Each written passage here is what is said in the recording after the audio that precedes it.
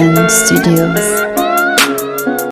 M-11 gon' tell you how it is. True story. M-11 gon' tell you how it is. True story. M-11 gon' tell you how it is. True story. M-11 gon' tell you how it is. True story. M-11 gon' tell you how it is. True story. M-11 gon' tell you how it is. True story. M-11 gon' tell you how it is. True story. M-11 gon' tell you how it is. True story. M-11 gon' tell you how it is. True story. M-11 gon' tell you how it is. True story. M-11 gon' tell you how it is. True story. M-11 gon' tell you how it is. True story. You heard? You heard?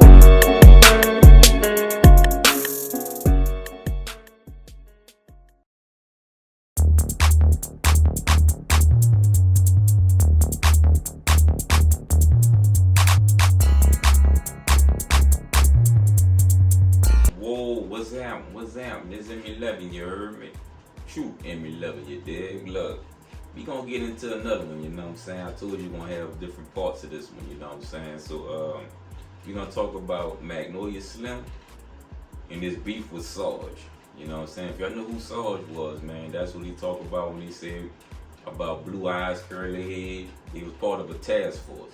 And Sarge was a supervisor, right? So, they had it out for us, you know what I'm saying? I don't think a lot of y'all understand that if you was with any type of label and you was making any type of money the way we was with the cash money and no limit that was popping down there in New Orleans, them people didn't like that, you know what I'm saying? So they had a task force that was just pulling us over, man, you know what I'm saying? But at the same time, Slim kind of gave him a reason to mess with him, you know what I'm saying? That was because he had open shop, like I told y'all before.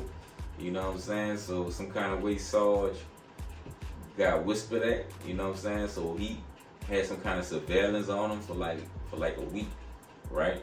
Trying to get him, but never directly got to him. So when they finally came, they came bum rushed on Willow, you know what I'm saying? And they tried to catch him down bad, you know what I'm saying? So what ended up happening was I wake up one evening, right? Like it's like morning, evening, because they came early, right?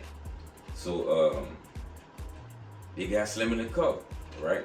So I walked down to the car, Miss Linda out there, you know, by the time she made it there, and Slim was trying to talk to me, you know what I'm saying? So he was trying to say something, he was trying to say something to her too, and I was trying to get closer to try to hear what he was talking about, you know, try to at least read his lips a little better, you know what I'm saying? And police ended up running me from over there.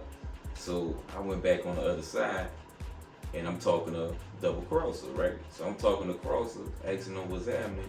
And he's like, yeah, man, he said, you know, they about to kick in all the doors, meaning that around this time, everybody that was in the project had them moved out because they was tearing the project down. So I told you I was one of the last ones in the project, right? So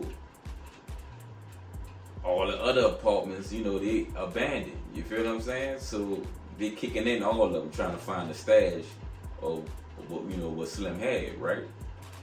So keep in mind, they going through every one of them.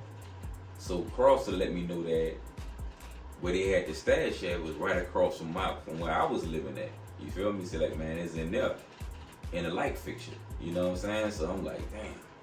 So I gotta make a move back, you know, walk back to my apartment, but at the same time, not let them catch what's of me going right across the hall, you know?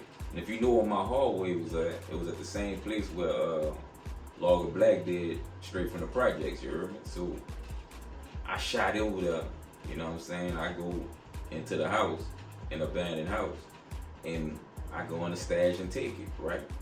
So keep in mind this, man, like I always did things to look out for my homie, you know what I'm saying? Because Slim was like a real brother to me, you know what I'm saying? But even though we got the same family, meaning that we pretty much like third cousins or something, but I don't claim that because, you know what I'm saying, that's not my thing, you know what I'm saying? But I looked at him as family and I took care of him like family.